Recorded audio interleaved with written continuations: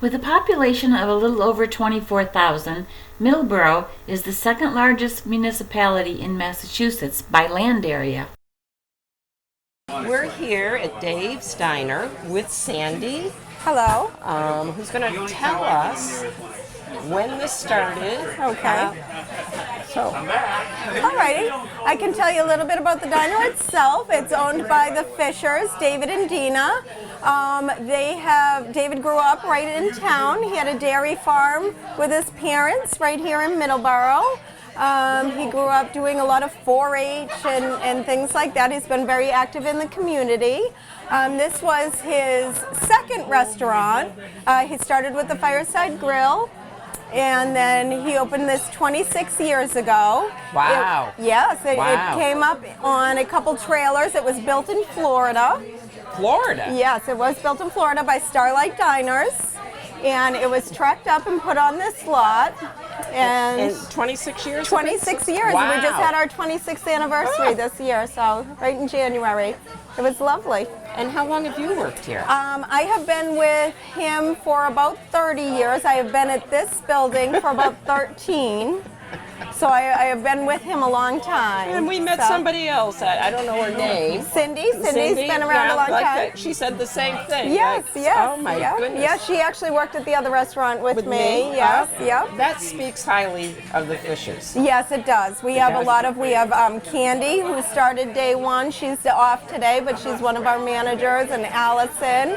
And Joanne, who's on the counter today. She's been here since day one. So we have a lot of day one employees, which is very hard in the restaurant business. That's particularly now, yes, when people aren't able to get people right, to even work, let alone exactly, be there that long.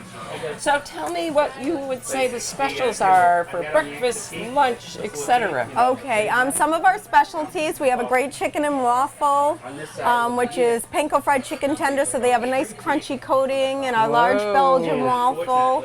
That's a fan favorite. Also our Hungry Harry, which is a really big meal. It's really for the hungry. It has 3 eggs, sausage, bacon, home fries, toast, and 2 large pancakes. So, do you have people share that?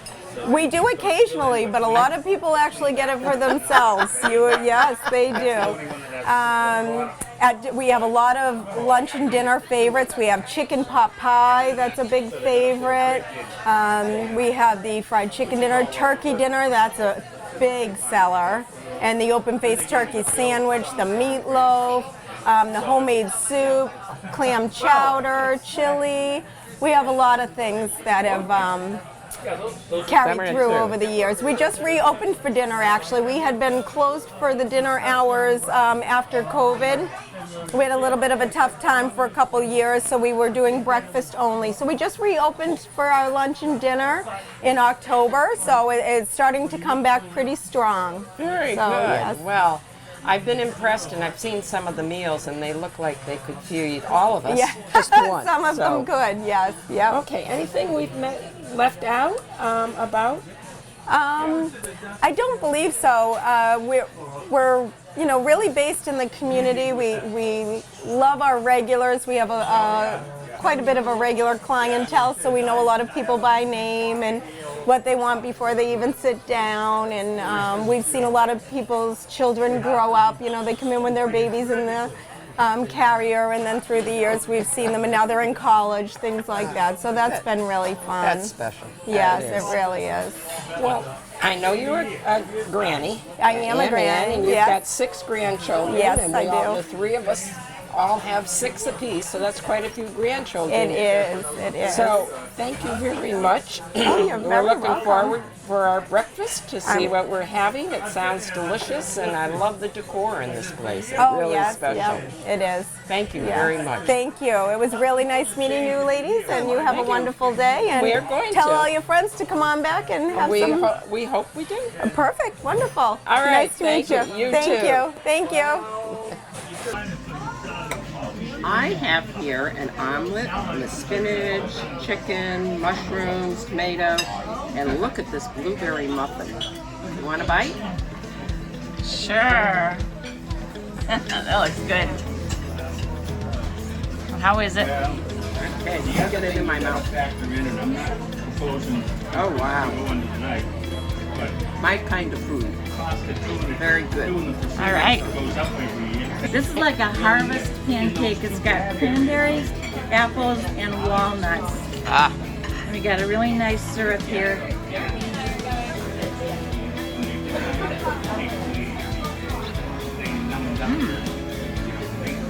Really fruity. Great. Great. Very good. You got to try it. I'm going to. I am. But everybody else needs to too. That's right. Oliver Mill Park in Middleboro was originally a spot where Native Americans would fish for herring, which would come up the Nemasket River every spring. In 1744, Peter Oliver built several mills here, including slitting, bolting, cider, grist, and sawmills with 8 water wheels. The Tory eventually returned to England with his family, leaving the mills behind. There were other occupants of the site, but it was abandoned in 1843, leaving only a few ruins behind. Thanks to restoration projects, the park is now a beautiful picnic area and the location of the annual Herring Festival. A fish ladder was installed in 1982 to aid the herring in their migration up the river to spawn.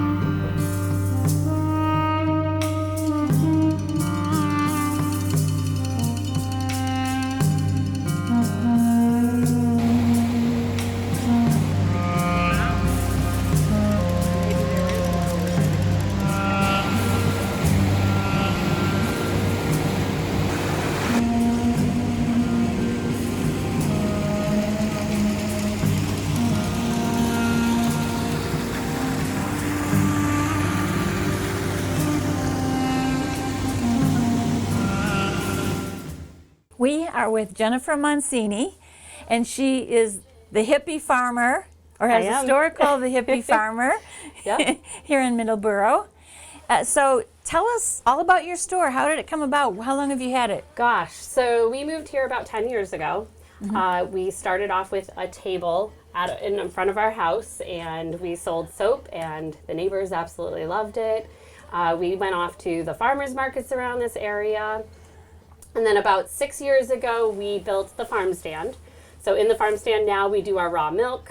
We also have pickup for packages in there. And then about 2 years ago, we built this store. So that's where this store finally has blossomed.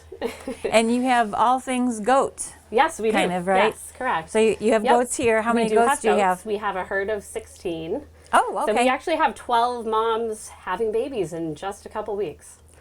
Oh my goodness. That's so cool. Yep. So you make goat milk so soap. goat milk soap, of course, goat milk lotion as well. And then we're also a licensed dairy farm, so we sell raw goat milk as well. And that will start up again right as soon as we start kidding. So a few more weeks to go. Now, what are the advantages of goat milk over versus cow milk? Yep, so a little different. Raw goat milk, of course, is more easily digestible than cow's milk. So if people tend to have that problem with the cow's milk, they don't see that with the goat's milk. That's due to the fat that's in the goat milk. It is smaller fat molecules than a cow. So that's why people can do goat milk. Oh, really? Yep. Okay. And we do Nubian. So actually, the goat milk is very tasty. You would not notice the difference between Nubian goat milk versus cow milk. Really? Yeah. Interesting. Now, what about the soaps and the lotions? Why is goat's milk good for your skin? So a lot of people love the moisturizing effect of goat milk. Okay. So not like your detergents that you're buying on the market. We use all organic vegetable oils, and then of course the fresh goat milk that we have here on the farm, as well as the lotion. Of course, we do use fresh goat milk in as well. So just very moisturizing, lots of vitamins that are healthy for the skin, and you'll never go back to regular lotion. Wow, that sounds great. It smells so good in here. You must have all sorts of fragrances. We do, yeah. So we do essential oils, of course, and then we do have some fragrance oils, and we do phthalate-free fragrances here.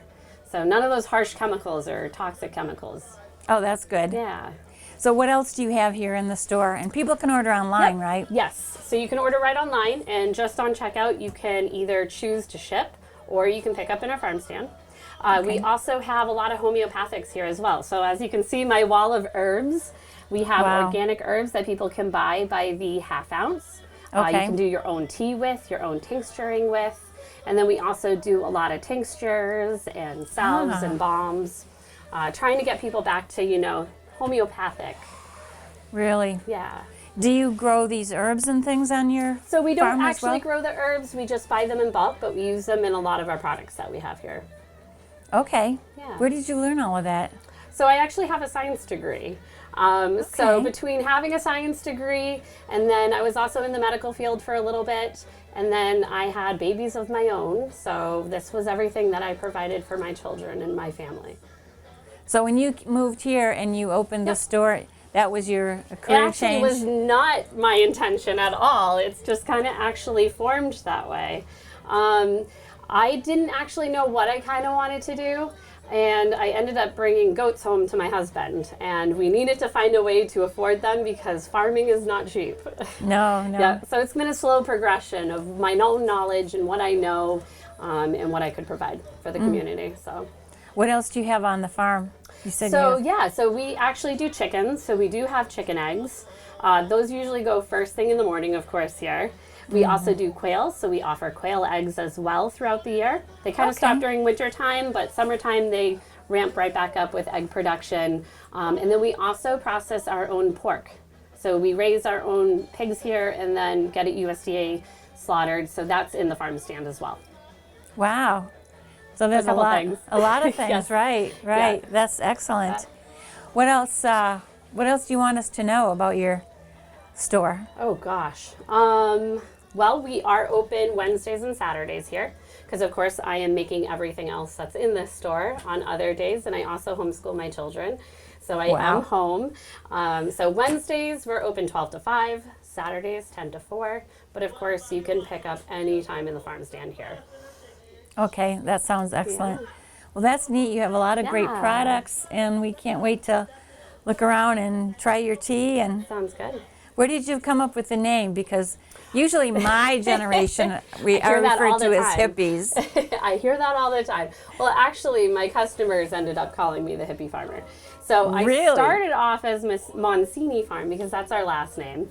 But I had a soap that was patchouli, essential oil based, and it was called the Hippie Farmer. So everybody who would come to buy my soap would be like, "So, are you the hippie farmer?" And it kind of actually just grew from there. I love it. Yeah. Excellent. Well, thank you very much. Thank you. We love your store. Thank you very much.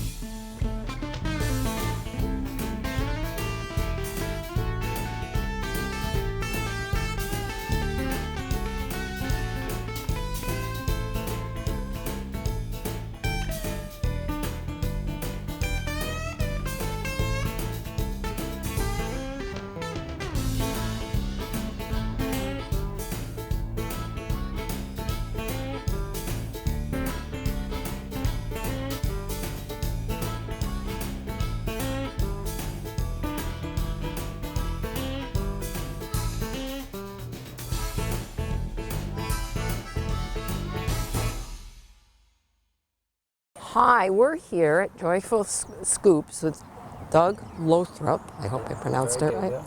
Tell us, how long has this been here? Actually, this is our first season. So last May, the end of May, we opened. Just barely.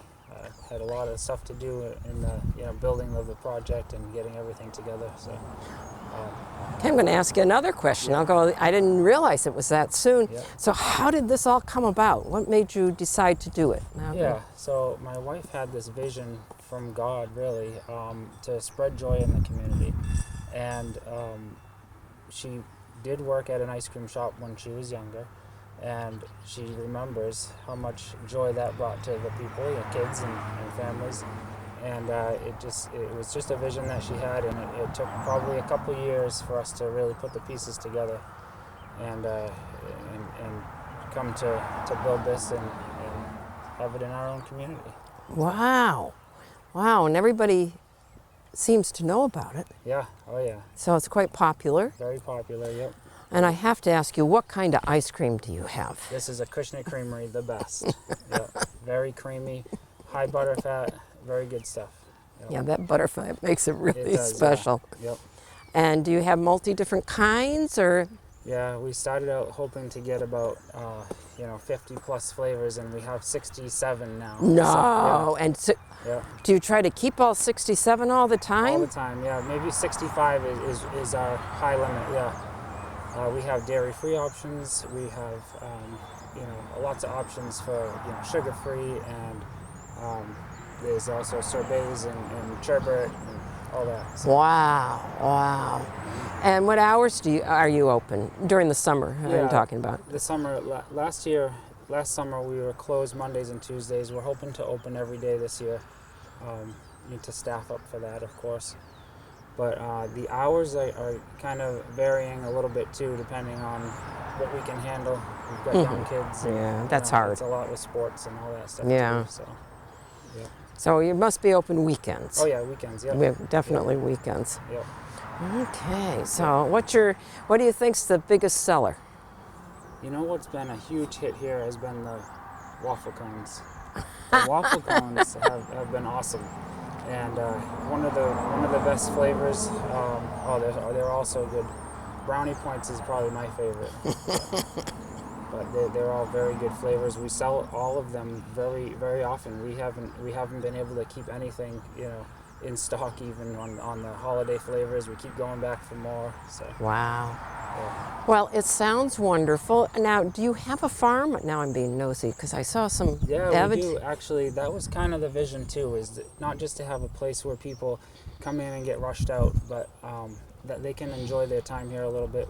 We have picnic tables set up in the summer. We do have some animals.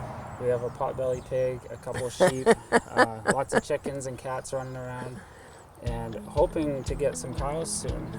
Oh, wow. That would really be fitting. It really would with ice cream, definitely. So you're gonna, wow. Yeah. Wow. So, well, that's very good. Well, it looks like you're on a real great road, and it sounds like it's been successful so far, and that's great because usually it takes 5 years or so for a business. Right. And it sounds like you've already been it's been really good. We put a lot of money out into the building. And, I'm sure. There's a lot of expense in this business, so we're getting by right now, and hoping next year is going to be a real success. So, Great. Thank you. Okay. Well, thank you, and thank you for coming. Yes. Let us talk. Oh yeah. All right. Thank you very much. That was great. All right. Thank you. We made an unscheduled stop at Rekindled Home to meet Sandy Wynn Cronin and Sue Clasby and explore their beautiful shop. This dynamic duo brings new life to old furniture and other items that are destined for the dump, turning them into works of art. Other vendors have shelf and wall space in the shop, creating an eclectic mix of home furnishings, greeting cards, candles, herbs and spices, and even confections, enough to please anyone who walks through the door. They do custom work as well. We were so glad that we took the time to stop by this fun, unique shop.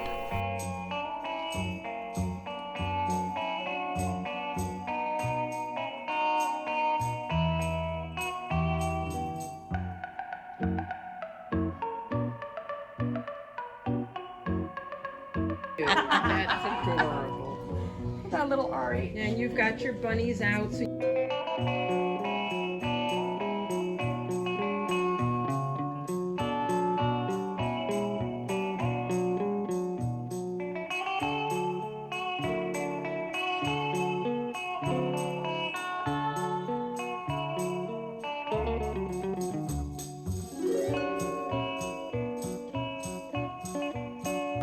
wagon, a barrel, a wine barrel. Oh, yeah, yeah.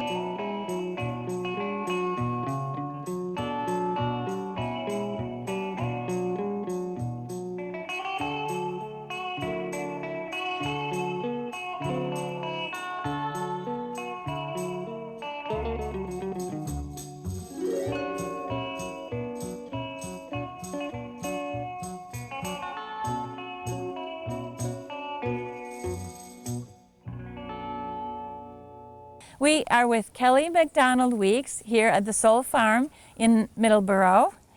And tell us what you do at this farm.